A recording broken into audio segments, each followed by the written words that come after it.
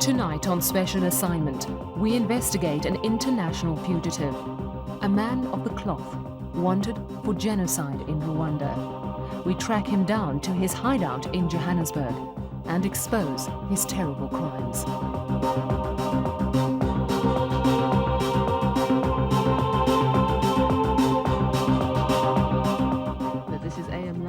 SAFM 104 to 107. In the news, 3 Filipino hostages rescued from Holo. An ANC local... What we concentrate on today is that a certain bishop came into the country on the 4th of July. He's apparently one of the people involved in the genocide in Rwanda. The bishop is in the country illegally. The reason why we have to act today is that yesterday the bishop went to a travel agent to buy tickets. The man wants to leave for America tonight.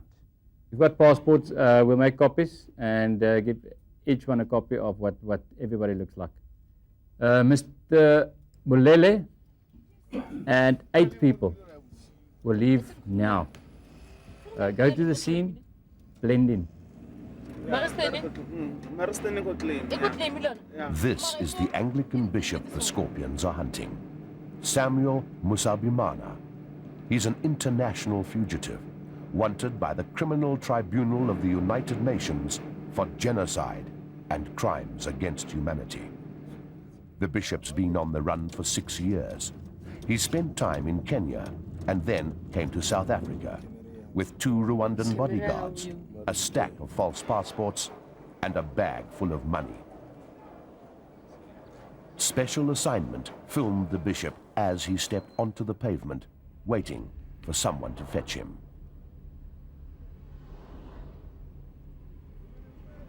The net was closing around him.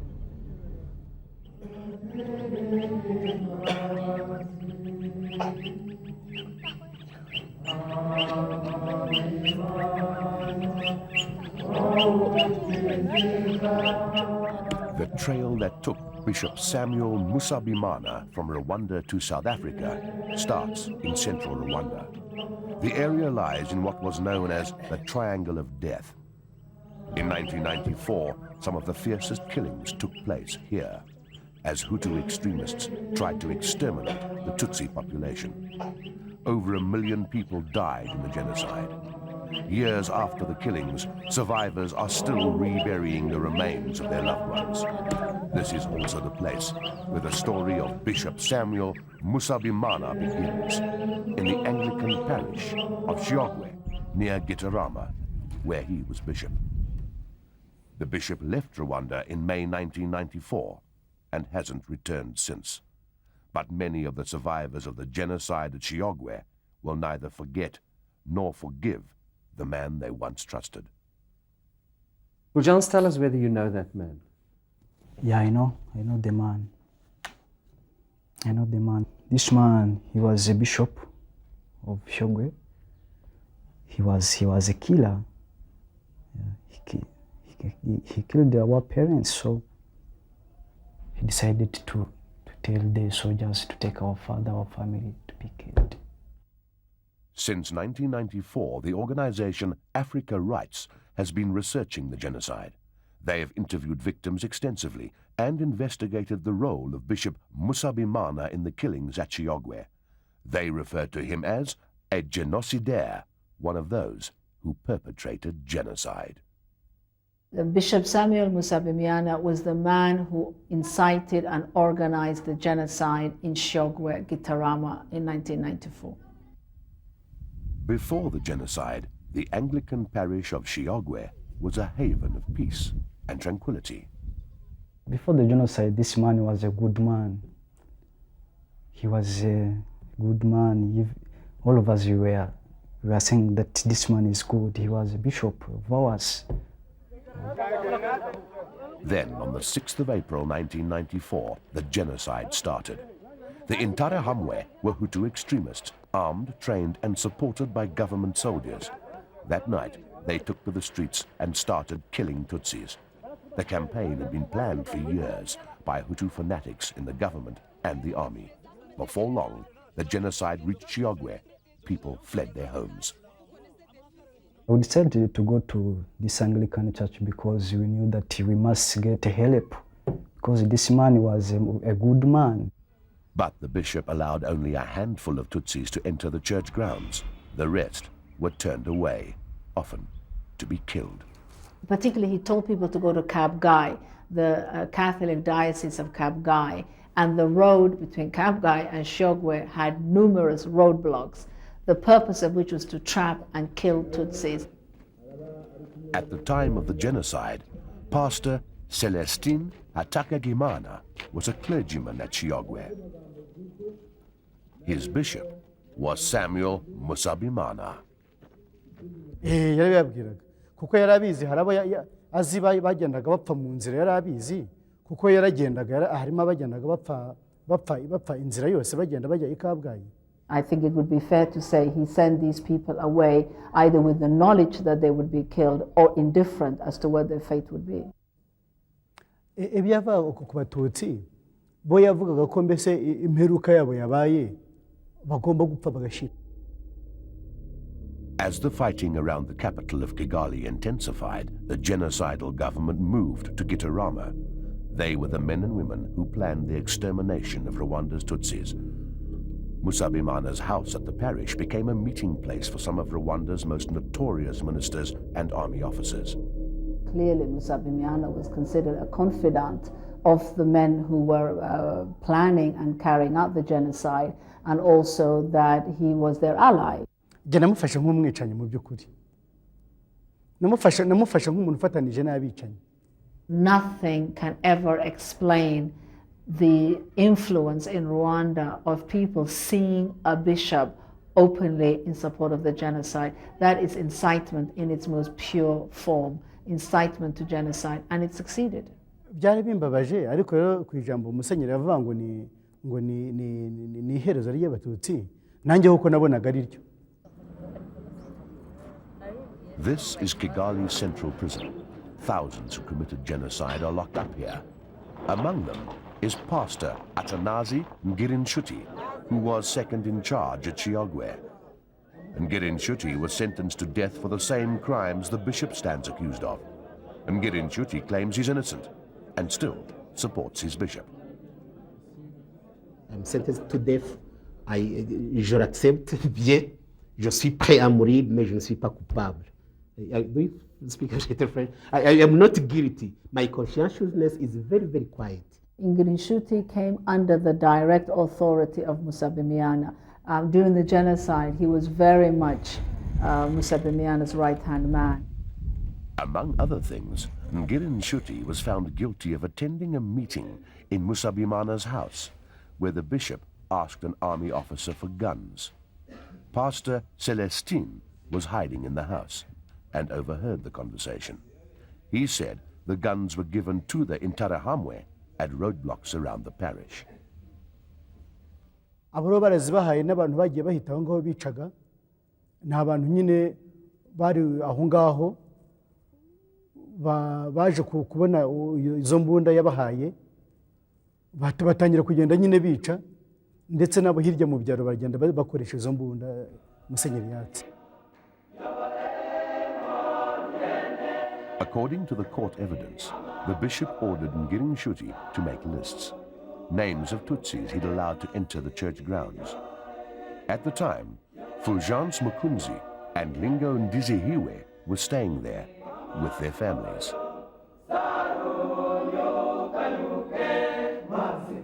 Lists were drawn up of who was a Tutsi and who was a Hutu to make sure that when the killing started, only those destined to die died. Icyo gihe ni Musenyeri wazanye na Ngirinshuti ariko Ngirinshuti nawe ufite ikayi wandika. Ngirinshuti ari pasiteri wa paruwasi. The lists were nothing less than a prelude to mass murder and further implicate Bishop Musabyimana in the genocide. On the 6th of May 1994, soldiers arrived at the parish to kill all Tutsis. They took me to that house and they took people. They took, in fact, Mukunzi's father, Fideli, his mother, Katerina.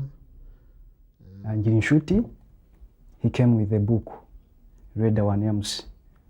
Okay, he read my name, MUKUNZI, FULGENCE, come. I came with my father.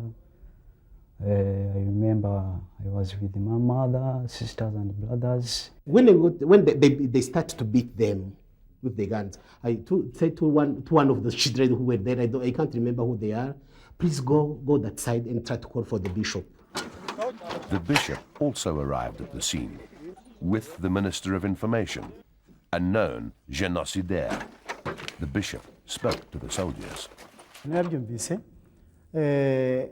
yaravuze ati abantu mubice ariko ntimubicire hano mubajyane hirya y'ikigo.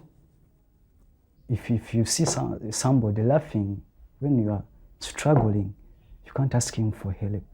So was the bishop laughing? He was laughing.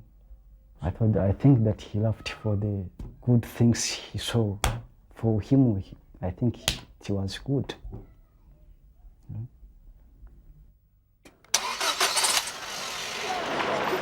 The boys and their families were loaded onto a pickup. Then, as they drove away, the soldiers spotted a man with a hand grenade. They stopped to question him. I remember his fathers of LINGO. He was a good man, he was a strong man. So his father, he told him to do what? To jump the car, to run. So he was a boy, young boy. He took him, throwing away. So even I saw him, even I do the same. I did the same. So you jumped off the Hilux? I jumped behind him. So I ran. The two boys got away. For about 2 weeks, they hid out in the forest. Their families were executed.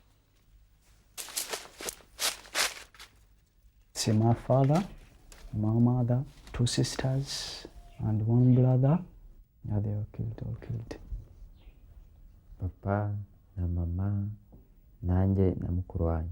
These were men who used their position, their authority, their resources at the height of a genocide to ensure that their parishioners were killed. Musabyimana himself couldn't do anything as a bishop. He hadn't a gun, he hadn't anything to protect them. These clergy used to say quite openly, sometimes officially at Mass during the genocide, God himself has handed over the Tutsis. You don't need to trouble your conscience by what is happening. Do you think Musabyimana is guilty of genocide? Till now I say no. By July 1994, the Tutsi-dominated Rwandan Patriotic Front, or RPF, had won the war. 1 million Rwandan refugees fled into the Congo. Among them, the Interahamwe, soldiers, politicians, and Bishop Samuel Musabyimana. With his wife Bernadette and 3 children, he arrived in Congo by army helicopter. Soon afterwards, Musabyimana then moved to Nairobi in Kenya, where he set up a Rwandan refugee agency called HOPE. There's evidence that HOPE is nothing but a front, recruiting fighters for the civil war in the Congo. The Interahamwe also set up bases there to launch attacks into Rwanda. He'd like to be home in charge of a country in which, as the forces of genocide used to say, children will ask, what did a Tutsi look like? And then that's his program. The church had asked him to come back to Rwanda. So he was invited to come back. And I think he declined for some of his good reasons. 2 years ago, the International Tribunal for Rwanda started investigating Musabyimana. The tribunal was set up by the United Nations to investigate, arrest, try and convict those who planned and perpetrated the genocide. We are investigating offenses to do especially with incitement to genocide, conspiracy to commit genocide, and crimes against humanity.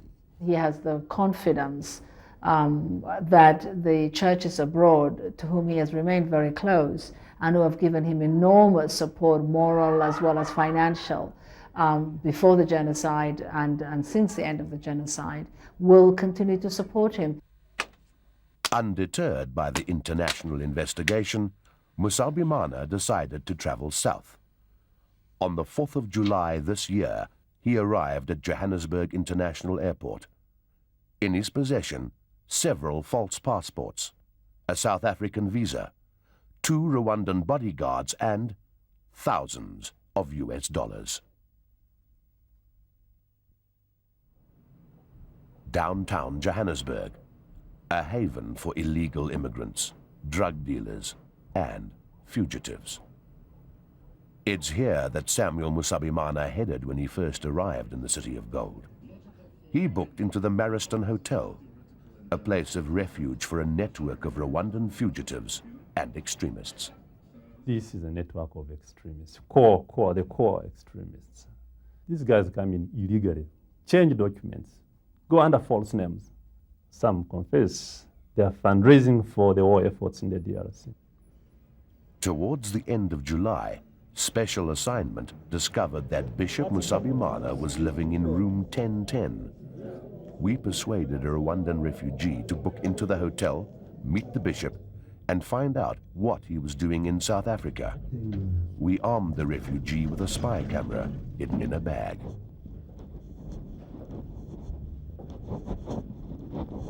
He first befriended the bishop's 2 bodyguards.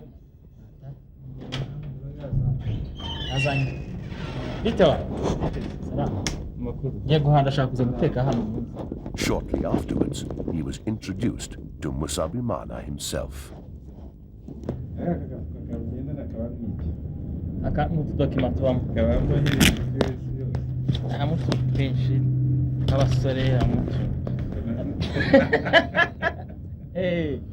The bishop confirmed that he was involved in moving Rwandans around the world.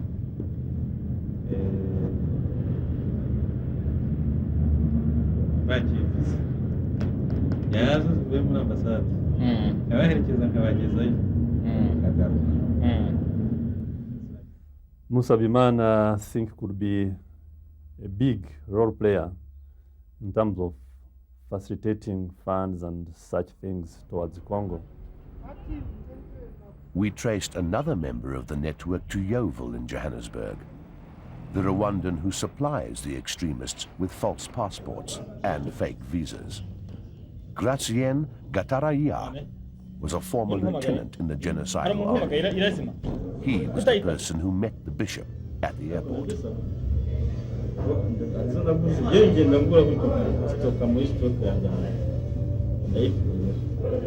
We also found another man as he headed off to Mpumalanga to fetch Rwandan extremists who just entered the country illegally. Johannesburg time, Johannesburg to Komatipot. A few days later, the family was in the Mariston Hotel, waiting for the illegal travel documents. The father is accused of genocide and escaped from prison in Rwanda before coming to South Africa.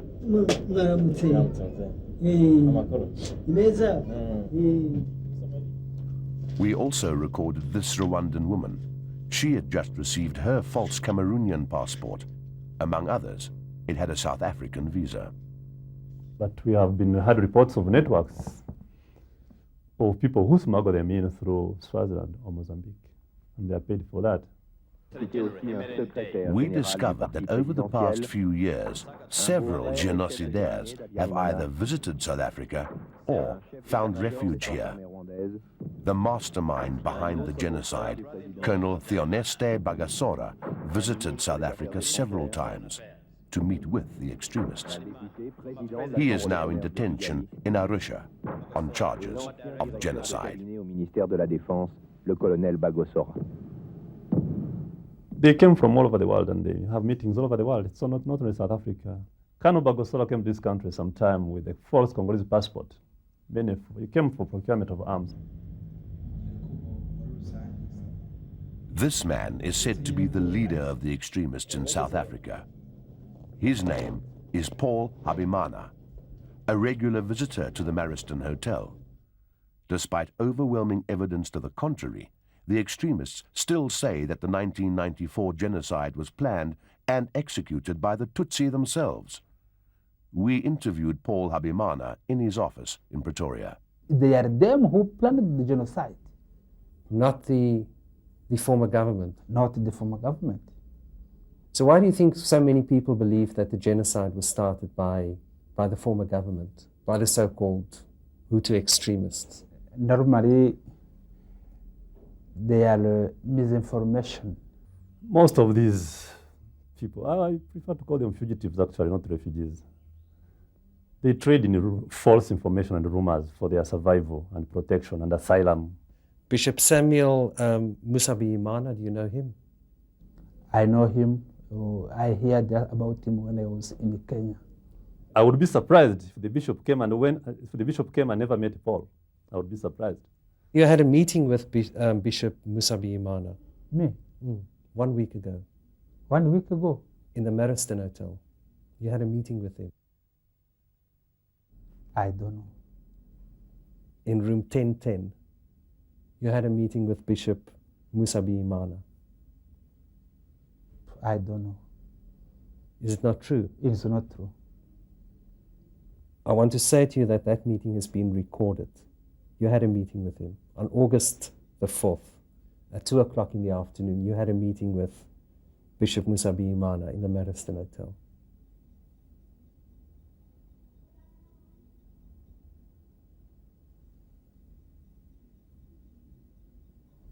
No.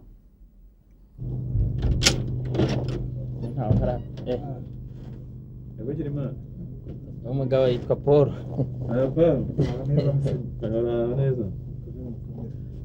Tuziranye cyane. Our Rwandan refugee was not allowed to attend the meeting. He was sent to buy cool drinks and was then told to leave the room. Okay, I met him because there's somebody who told me about him. I know that he had NGO which was working with refugees.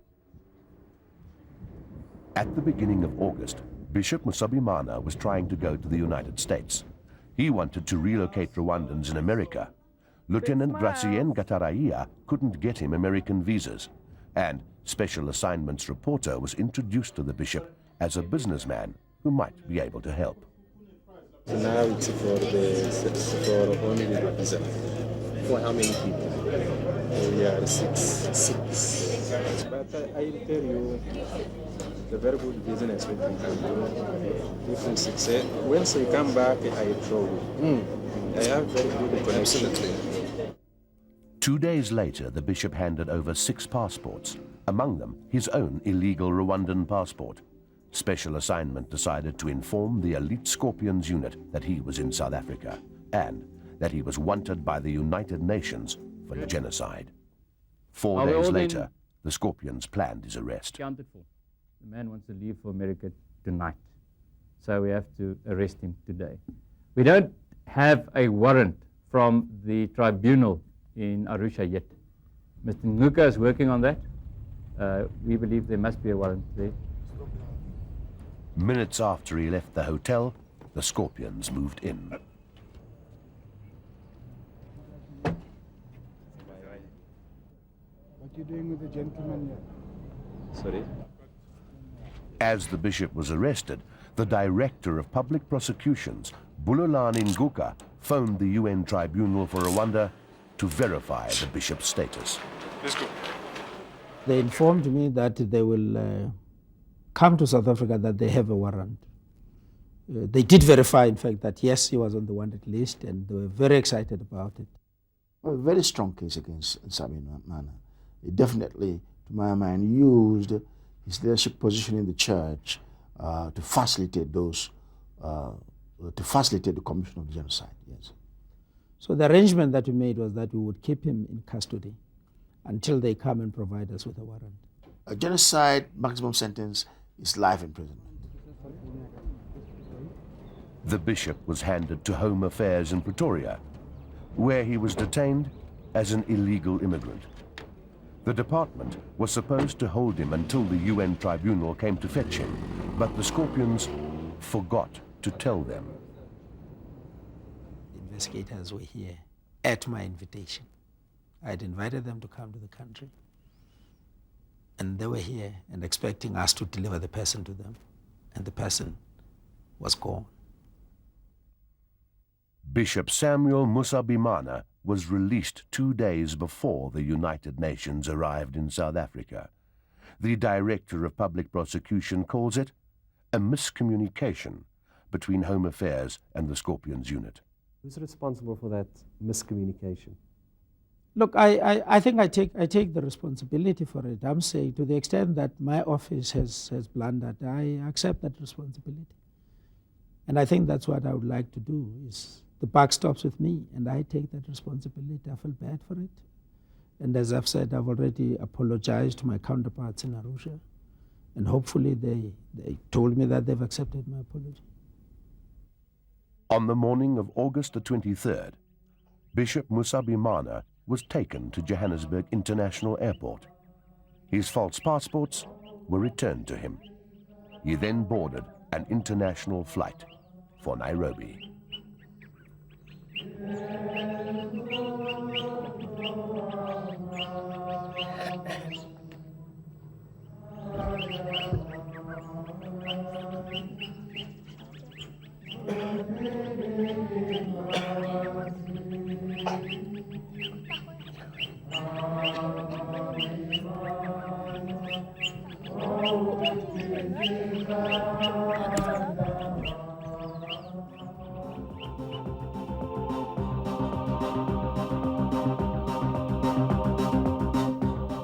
Join us again next week for another special assignment.